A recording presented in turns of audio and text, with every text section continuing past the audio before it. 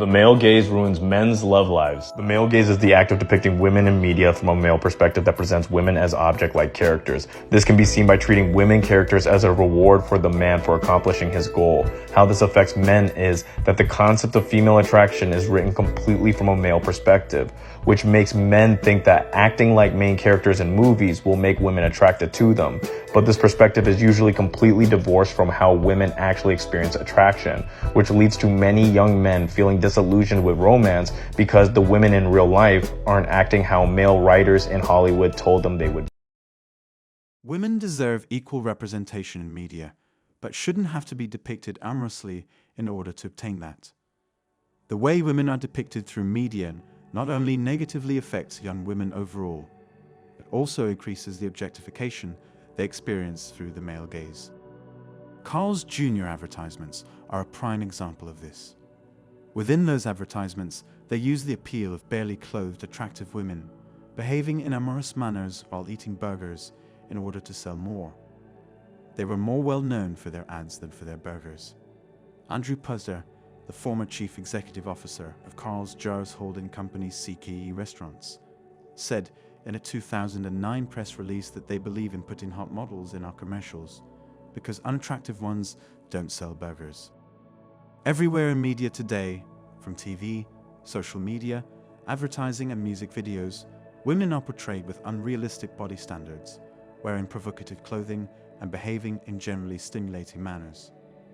Even kids' movies like Disney have constantly over-exaggerated the shape of women's bodies. Think of the classic Pixar mom: wide hips, large chest, skinny waist, and a dump truck. According to Deseret News, Hollywood's top movies from the past 10 years show 35% of women with some nudity, 40% with hot attire, and 61% of them were considered thin. Men consume this type of media from young ages and into adulthood.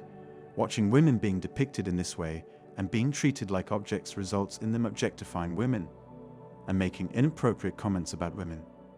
This results in men feeling like women are okay with this, or that they're entitled to a woman, because it's been instilled into their minds through the media that they've been consuming throughout their lives.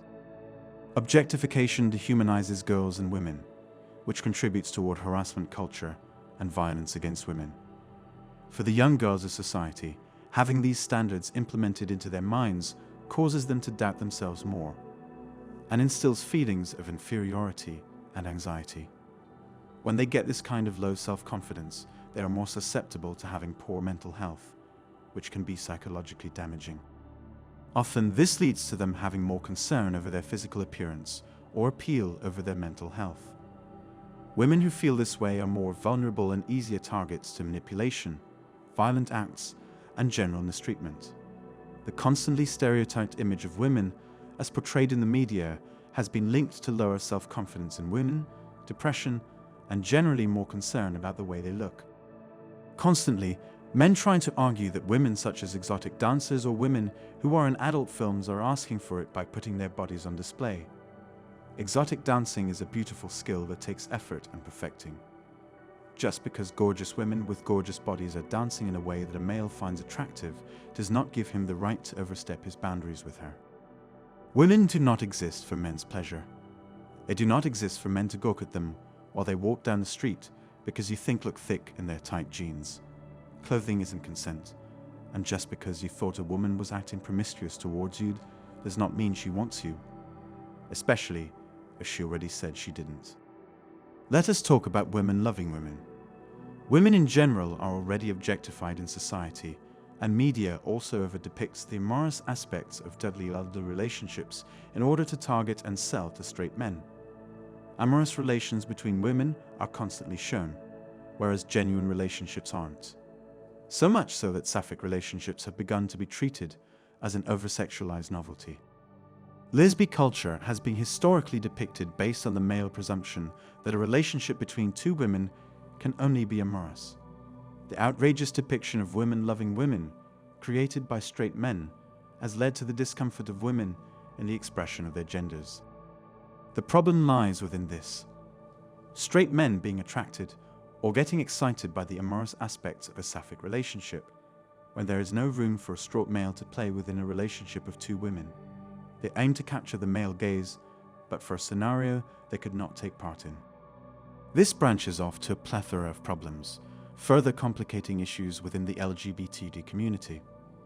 This ranges from straight women engaging in seemingly, or even borderline, amorous activity with other straight women in seek of male validation, to straight men thinking they can turn lesbian women. It shows how little respect they have for queer women, making it harder for WLW to exist in public spaces comfortably, for constant concern of how they're seen. In 2019, a group of 4 men beat 2 women for refusing to be intimate in front of them. These men were aged between 15 and 18, and the attack they made on this couple in London bus left them injured. Already, women feel unsafe around men. Incidents like these only increase the daily fears and struggles that queer women have to face. WLW shouldn't have to feel as if they're under constant speculation because of the person they're dating. Sapphic relationships between people of color, people who don't present as the typical gender norms, or are transgender, are even more in danger because of these things. There is significantly worse discrimination amongst male-presenting lesbians in comparison to femme-presenting lesbians. Straight men are extremely more compassionate and friendly towards femme-presenting WLW over those who may express themselves more muscularly. Today, biologically female people who identify as non-binary often fear for their safety in public settings. No person should fear for themselves or their safety because of someone else's bias. 80% of trafficking victims are female. Stopping the objectification of women will reduce the exploitation of women worldwide. Putting an end to the unrealistic, Eurocentric societal beauty standards we have today will help the young girls of today grow up in a world where they are able to love themselves. I believe that in order to save future generations from low self-esteem, anxiety and body dysmorphic, we need to start educating people of all genders and present more realistic images on social media. There is nothing wrong with editing pictures lightly to make them more attractive. Neither is it wrong to write stories with more idealistic characters. Fantasy is often a very sweet escape from the anxiety of real life, and it should be part of society at all times. However, these objectified perfect images that are presented everywhere at all times have negatively affected the self-esteem of many people. It is just unnatural to ask someone to look extremely good at all times no matter what they do. It's unfortunate. It is important to start presenting the female body as something natural, something which hasn't happened until now. Women's bodies always have to symbolize something, whether that is innocence, motherhood, or intimacy. It cannot exist as a natural thing within the society that we have created due to the history of connotations it has had up until now. This is why many women can just go on with their day and have strangers comment on them out of the blue. To stop the above, we need to teach the generations that are to come that the female body is something natural, and its main goal is to provide a physical presence for the person who has it and not to satisfy the likings of anyone around it. It should be objectified only when the person who inhabits it wishes to be presented as amorous, and not when others just decide that they want to see it as such. What do you think about the objectification of women in the West today? Is it the fault of men that they were brought up witnessing women being objectified, or is it the fault of the media for deliberately broadcasting women with almost no clothes? Tell us what you think down in the comments. Remember to like and subscribe. Thank you for watching.